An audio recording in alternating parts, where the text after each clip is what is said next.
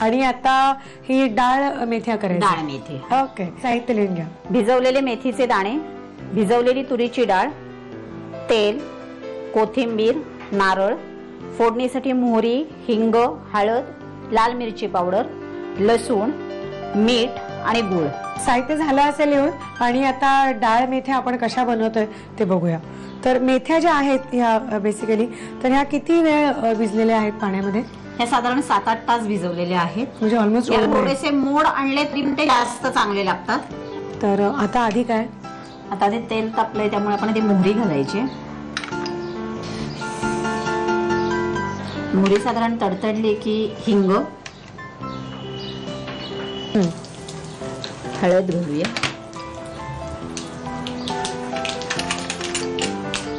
तिखट तेलातच घालायचं. हो, म्हणजे जरा रंग चांगला येतो, तवंग छान येतो ना वर. लसूण पण थोडी फोडणीत घालायची, म्हणजे पेस्ट घालायची, किंवा जर समजा अर्धवट ठेचून लसूण आपण घातली ना तरी सुद्धा ती चांगली खरपूस होते त्याच्यामध्ये. आता काय घालायचं? आता मेथी घालतोय. मेथी घालायची आपण. थोडंसं ढवळायचं कडे, तर तोपर्यंत आपली फोडणी जळायची शक्यता असते. डाळ घालायची लगेचच.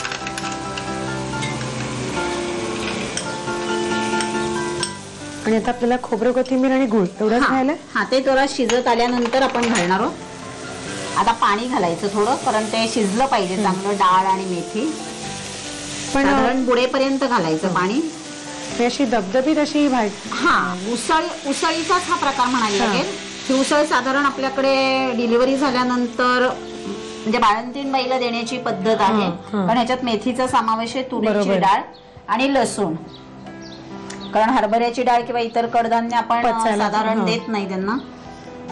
झाकण ठेवून चांगली वाफ आणायची, म्हणजे ते शिजलं जाईल मेथी आणि डाळ. ठीक आहे, एक 10 मिनिटं तरी हे व्यवस्थित शिजवून घेऊया. डाळ मेथी आपल्या शिजत आलेल्या आहेत. तर आता बघूया व्यवस्थित झालंय ना. परफेक्ट ना. ते चांगलं शिजलेलं पण आहे. त्याच्यामध्ये आता आपण गूळ घालणार आहोत. थोडा गूळ पाहिजे, कारण मेथ्या वगैरे सगळं असेल. मीठ घालायचंय, मीठ चवीप्रमाणे घालायचं. आणि खोबरं, कोथिंबीर. हो, नारळ साधारण व्यवस्थित घालायचा.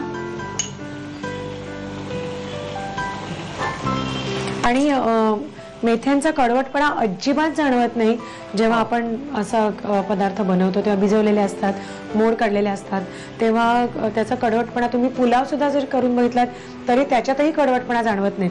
त्यामुळे हे तुम्ही नक्की करा, डाळ मेथ्या. आणि आम्ही कसं केलं त्याचं साहित्य बोलते.